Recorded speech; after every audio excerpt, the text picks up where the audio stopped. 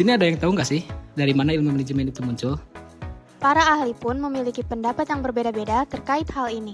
Salah satu contoh aktivitas yang dapat terdeteksi manajemen di zaman dahulu, tepatnya di zaman 4.500 tahun yang lalu, di mana piramida Mesir dibangun oleh ratusan ribu orang dan dikerjakan selama 20 tahun. Bisa dibayangkan, jika piramida Mesir tersebut dibangun tanpa ilmu manajemen, mustahil terbangun, bukan? Kata manajemen berasal dari bahasa Italia, yaitu manageri, yang berarti mengendalikan. Kata ini mendapat pengaruh dari bahasa Prancis yaitu manage, yang berarti kepemilikan kuda.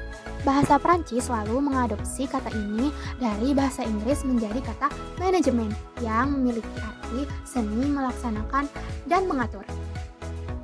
Adapun pengertian manajemen menurut para ahli, yang pertama menurut Mary Parker Follett mendefinisikan manajemen sebagai seni menyelesaikan pekerjaan melalui orang lain.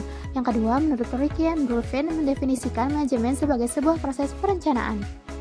Setelah mengetahui pengertian manajemen menurut para ahli, ada beberapa prinsip dasar tentang manajemen yang perlu kita ketahui. Pertama, pembagian kerja yang berimbang.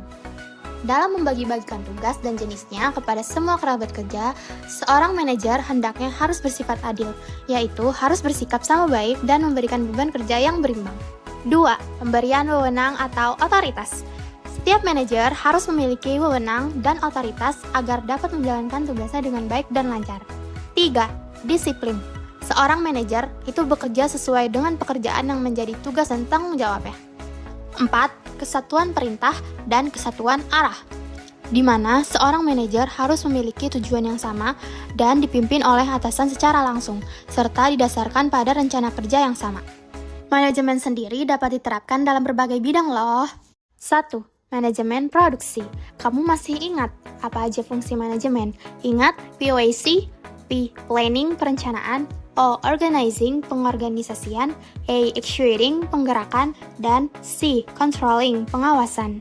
Nah, bidang manajemen produksi melaksanakan berbagai fungsi manajemen tersebut, termasuk mengatur dan mengkoordinasikan penggunaan sumber daya.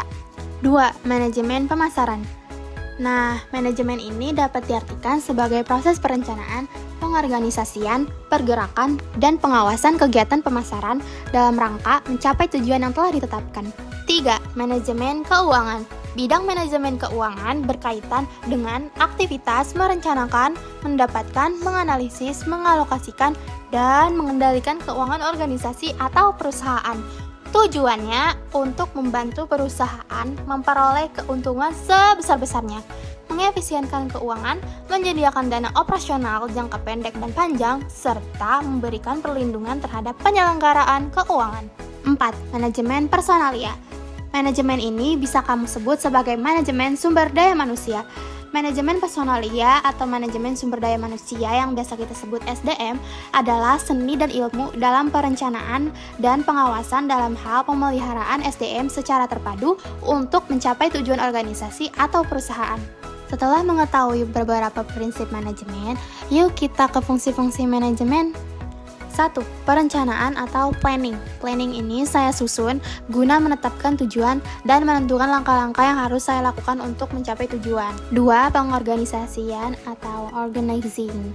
Saya akan membentuk struktur pekerjaan yang terbaru. Saya akan mengelompokkan para staf saya ini dan melakukan pembagian tugas sesuai dengan keahliannya masing-masing. 3. Kepemimpinan atau executing. Saya bertugas untuk mengarahkan, menggerakkan, dan memotivasi tim agar bekerja sesuai rencana. 4. Pengawasan atau controlling. Saya selalu memastikan semua kegiatan berjalan sesuai rencana, agar fungsi-fungsi tersebut dapat terlaksana dengan baik. Agar fungsi-fungsi tersebut dapat terlaksana dengan baik, dibutuhkan juga sumber-sumber seperti manusia, biaya, bahan-bahan, cara kerja, dan target pasar. Nah, mari kita bahas organisasi dan struktur organisasi. Kata organisasi seringkali kita dengar di lingkungan sekitar. Organisasi merupakan suatu kelompok orang yang bekerja sama untuk mencapai tujuan tertentu dengan cara yang terstruktur dan terkoordinasi. Lalu, apa aja sih jenis-jenis organisasi? Pertama, organisasi formal. Organisasi yang terstruktur dan memiliki aturan yang jelas seperti perusahaan, pemerintahan, dan sekolah. Selanjutnya, organisasi informal. Organisasi yang tidak memiliki aturan baku seperti komunitas hobi atau kelompok diskusi. Lalu organisasi profit yang bertujuan mencari keuntungan seperti perusahaan atau startup. Ada organisasi non-profit bertujuan untuk kepentingan sosial seperti Yayasan Amal atau LSM. Sebenarnya apa sih definisi dari struktur organisasi? Jadi, struktur organisasi adalah pola tindakan dan interaksi yang stabil, terencana, atau spontan dilakukan oleh anggota organisasi untuk mencapai tujuan organisasi. Adapun tipe struktur organisasi. Struktur organisasi sederhana, bentuk organisasi tertua dan paling umum atau dapat ditemukan di organisasi-organisasi kecil. Struktur organisasi fungsional umumnya ditemukan pada organisasi yang memiliki produk atau jasa tunggal. Struktur organisasi divisional diorganisasikan berdasarkan produk, proyek, atau pasar. Masing-masing divisi pada gilirannya memiliki spesialis fungsionalnya sendiri yang biasanya diorganisasikan ke dalam departemen-departemen. Struktur organisasi induk merupakan variasi dari struktur divisi. Organisasi ini cenderung berjumlah sedikit karena terbatasnya keterlibatan mereka dalam keseluruhan operasional mereka. Struktur organisasi matriks merupakan struktur kombinasi antar fungsi dengan divisi atau produk dengan area geografis, atau gabungan fungsi lainnya secara dua dimensi. Dalam organisasi ada beberapa jabatan yang harus diketahui loh. Pertama, direksi merupakan orang yang bertanggung jawab dan memiliki wewenang dalam mengurus perseroan terbatas. Manajer jabatan yang bertanggung jawab untuk mengintegrasikan macam-macam variabel dan karakteristik dari pegawainya dalam mencapai tujuan perusahaan. Divisi atau departemen. Bagian ini dipimpin oleh kepala divisi atau disebut juga kepala departemen yang memiliki tugas untuk memimpin bidang tugas dari departemennya. Terakhir, administrasi dan gudang. Jabatan ini terdiri dari accounting, CMT, dan kasir. Tugasnya mengatur keuangan perusahaan dan mencatat setiap pengeluaran dan pemasukan, bahkan mengurus hal-hal yang berhubungan dengan outsourcing. Berikut ini contoh-contoh struktur organisasi. Struktur organisasi mahasiswa, struktur organisasi Karang Taruna, struktur organisasi perusahaan, dan yang terakhir struktur organisasi pemerintah atau kementerian. Hey, pernah nggak sih kamu memperhatikan bagaimana susunan tim di sebuah organisasi mempengaruhi gaya kepemimpinan seorang pemimpin? Maksudnya, memang ada hubungannya struktur organisasi dengan gaya kepemimpinan? Misalnya, struktur di perusahaan yang berbentuk piramida. Ada direktur, manajer, lalu staf. Menurutmu, gaya kepemimpinan apa yang cocok di struktur seperti itu? Kalau dilihat strukturnya yang jelas dan berjenjang, sepertinya gaya kepemimpinan yang tegas dan terstruktur ya. Mungkin otokratik atau birokratik. Nah, tepat sekali. Sekarang, bayangkan kalau strukturnya datar seperti di startup. Hanya ada founder dan tim inti, tanpa banyak lapisan manajemen. Kira-kira, gaya kepemimpinan seperti apa yang lebih efektif? Wah, kalau strukturnya lebih sederhana dan fleksibel, mungkin gaya demokratis atau partisipatif mungkin. Jadi semua anggota bisa lebih terlibat dalam pengambilan keputusan. Benar banget. Ini menunjukkan bahwa struktur organisasi benar-benar mempengaruhi gaya kepemimpinan yang dipilih. Di sini ada yang tahu nggak sih apa itu gaya kepemimpinan? Gaya kepemimpinan sendiri mengacu pada kenyataan bahwa terdapat beberapa gaya kepemimpinan yang berbeda-beda dan memiliki tingkat efektivitas serta efisiensi untuk konteks dan tujuan tertentu. Beberapa gaya kepemimpinan mungkin cocok untuk diterapkan pada organisasi di industri tertentu, namun tidak efektif untuk diterapkan di industri lainnya. Lalu, apa saja jenis dari gaya kepemimpinan? Yuk, kita simak video berikut ini. Gaya kepemimpinan otoriter. Permisi Pak, ini untuk dokumen keuangan minggu ini ya. Dokumen apa ini? Berantakan sekali. Cepat perbaiki. Baik, Pak. Gaya kepemimpinan paternalistik. Biasanya, seorang pemimpin yang paternalistik mengutamakan kebersamaan. Nilai demikian terungkap dalam kata seluruh anggota organisasi adalah anggota satu keluarga besar, dan pernyataan lain yang sejenisnya. Gaya kepemimpinan karismatik. Gaya kepemimpinan karismatik adalah gaya kepemimpinan yang dilakukan dengan cara menonjolkan karisma atau citra dari pemimpinnya sendiri. Biasanya sangat berkaitan dengan self-branding seseorang. Gaya kepemimpinan delegatif. Gaya kepemimpinan ini sangat bertolak belakang dengan nilai filsafat hidup. Maka, sikap seorang pemimpin dengan tipe ini dalam memimpin organisasi dan para bawahannya adalah permisif. Berarti, para anggota organisasi boleh bertindak sesuai dengan hati nurani, asalkan kepentingan bersama tetap terjaga serta tujuan organisasi dapat tercapai. Gaya kepemimpinan demokrasi. Gaya kepemimpinan ini juga sempat dimention di atas bahwa cocok untuk perusahaan startup yang strukturnya lebih sederhana dan fleksibel. Gaya kepemimpinan demokrasi adalah gaya kepemimpinan yang memandang perannya selaku koordinator dan integrator dari berbagai unsur dan komponen organisasi sehingga bergerak sebagai suatu totalitas. Dengan kata lain, ia hanya mewakili dan menjembatani berbagai ide, aspirasi, keinginan, dan kepentingan kepentingan semua anggota organisasi. Gaya kepemimpinan transaksional. Gaya kepemimpinan transaksional cenderung terjadi interaksi antara pemimpin dan bawahan di mana pemimpin akan memberikan reward ketika bawahan berhasil melaksanakan tugas yang tujuannya diselesaikan sesuai kesepakatan. Pemimpin dan bawahan memiliki tujuan, kebutuhan, dan kepentingan masing-masing. Ada gaya kepemimpinan transformasional. Pada gaya kepemimpinan ini, pemimpin diharapkan dapat menginspirasi perubahan positif pada anggota. Para pemimpin jenis ini memperhatikan dan terlibat langsung dalam proses, termasuk dalam hal membantu para anggota kelompok untuk berhasil menyelesaikan tugas mereka. Setelah mendiskusikan berbagai gaya kepemimpinan, sekarang mari renungkan bagaimana sebenarnya gaya kepemimpinan yang diterapkan dapat mempengaruhi pengelolaan waktu. Begini, proses merencanakan dan mengendalikan waktu yang dihabiskan untuk kegiatan tertentu merupakan bagian dari manajemen waktu. Nah, gaya kepemimpinan menentukan bagaimana proses ini dijalankan dalam tim. Oh, jadi misalnya pemimpin yang otoriter akan mengatur waktu tim secara ketat, sementara yang demokratis akan lebih banyak fleksibilitas. Tepat sekali. Nah, agar lebih paham, sebelumnya kita harus tahu dulu apa sih definisi sesungguhnya dari manajemen waktu.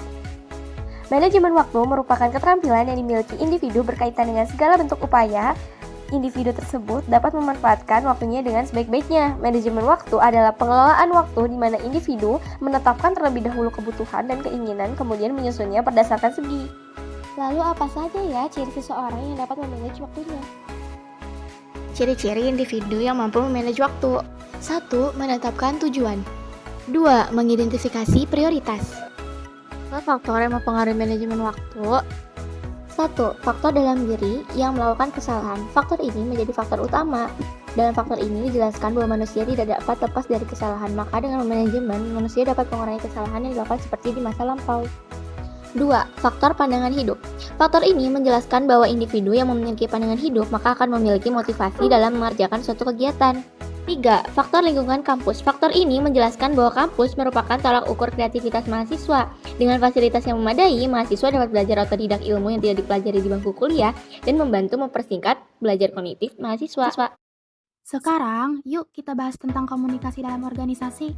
Adapun bentuk dari jenis komunikasi organisasi yaitu komunikasi antar individu. Komunikasi ini adalah proses komunikasi yang terjadi pada individu, menjelaskan proses pemahaman yang dapat dirasakan oleh panca indera. Komunikasi interpersonal. Komunikasi ini merupakan proses di mana orang membangun dan mengelola hubungan, mengambil tanggung jawab bersama dalam menjalin komunikasi. Komunikasi kelompok. Komunikasi ini merupakan diskusi tentang interaksi antara orang-orang dalam kelompok kecil dan terdiri dari beberapa orang yang bekerja untuk mencapai sesuatu tujuan bersama. Komunikasi organisasi. Komunikasi ini termasuk komunikasi interpersonal formal dan informal. Dan yang terakhir, komunikasi massa. Komunikasi ini sebagai suatu proses menciptakan makna yang setara antara media massa dan masyarakat komunikasi yang melibatkan aspek komunikasi antara intrapersonal, interpersonal, kelompok, dan organisasi. Banyak sekali ya info yang sudah kita ketahui. Lalu, setelah komunikasi yang dilakukan dan kita sudah mengetahui konsep dasar tentang komunikasi organisasi, apa saja sih manfaat yang kita dapatkan? Nah, manfaat yang bisa kita dapatkan dari komunikasi dalam organisasi ini adalah bisa menjadi sarana untuk menyampaikan setiap kritik. Dalam sebuah organisasi pasti ada hambatannya, bukan? Begitupun dalam komunikasinya, ada beberapa hambatan yang biasanya ditemukan dalam berkomunikasi. Nah, hambatan dalam komunikasi organisasi yaitu hambatan pribadi, hambatan fisik, hambatan usia, hambatan budaya, hambatan bahasa, dan yang terakhir hambatan lingkungan. Setelah membahas materi sebelumnya, sekarang kita akan membahas studi kasus yang ada di organisasi kampus. Nah, dimulai dari kasus organisasi mahasiswa. Kasus organisasi mahasiswa di Indonesia sering melibatkan dinamika yang kompleks, termasuk konflik internal, penyalahgunaan dana, dan tantangan dalam manajemen. Berikut ini adalah beberapa aspek penting yang dapat dijelaskan. Berikut beberapa dinamika konflik dalam organisasi mahasiswa. Rivalitas antara organisasi. Universitas Brawijaya terjadi konflik, perebutan kekuasaan, dan perbedaan ideologi yang seringkali berujung pada tindakan kekerasan dan kebencian antar kader. Konflik tugas dan persepsi. Anggota mungkin memiliki pandangan yang berbeda tentang bagaimana menyelesaikan tugas tertentu, dan ini dapat menyebabkan kesulitan dalam komunikasi antara pemimpin dan anggota. Lalu ternyata ada juga loh kasus-kasus yang lain seperti kasus berikut, yaitu penyalahgunaan dana seperti korupsi. Korupsi di kalangan organisasi mahasiswa ini semakin meningkat. Untuk mengatasi masalah korupsi, penting bagi organisasi mahasiswa untuk meningkatkan transparansi dalam pengelolaan dana. Nah, dalam organisasi ini terdapat tantangan manajemen waktu loh. Nah, yang sering terjadi pada mahasiswa adalah mahasiswa yang aktif dalam organisasi ini sering menghadapi konflik peran antara kewajiban akademis dan tanggung jawab organisasi. Hal ini dapat menyebabkan stres dan mempengaruhi kinerja mereka di kedua bidang itu. Secara keseluruhan, organisasi mahasiswa di Indonesia berfungsi sebagai platform penting untuk pengembangan kepemimpinan dan keterampilan manajerial, tetapi juga untuk menghadapi tantangan signifikan yang perlu dikelola dengan baik untuk memastikan keberlanjutan dan efektivitas mereka. Kami berharap tugas proyek ini dapat memberikan dampak positif dalam proses belajar serta menjadi sumber inspirasi yang berguna bagi audiens. Terima kasih.